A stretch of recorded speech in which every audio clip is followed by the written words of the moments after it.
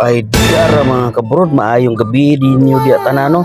Alas 10 dito sa gabi paderong adto din Cebu kay alas 11 ang pabiyahe sa Cebu at tutas sa Cebu kaya nati adtoong importante kayong mga kabrod. Ag video ko di mga kabrod kay wala pa man nagkahulat pa mga pasahero kay di pa man puno ang bus mga kabrod.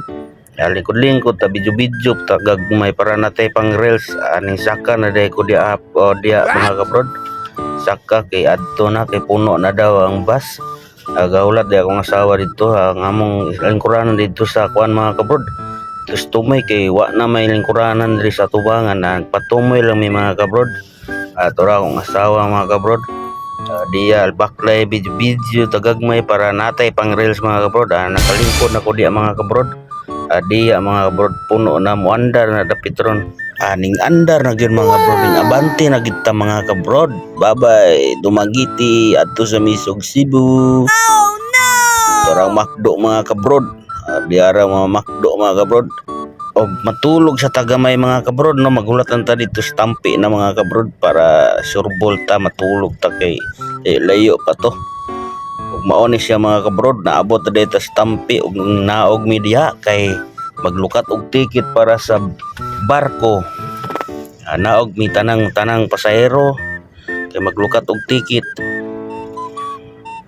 Pila to'y ticket dire mga kuan siguro 200 out balo day og nanami saka na may mga kabrod saka na may mga pasahero dia naka na gabi na day na.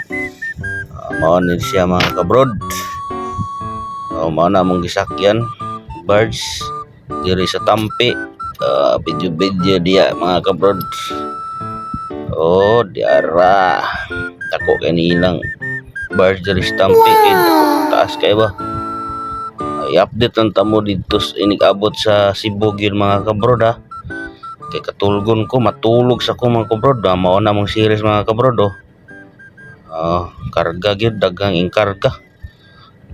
Puno kay full tank kay mga kabrod daghang kinang series.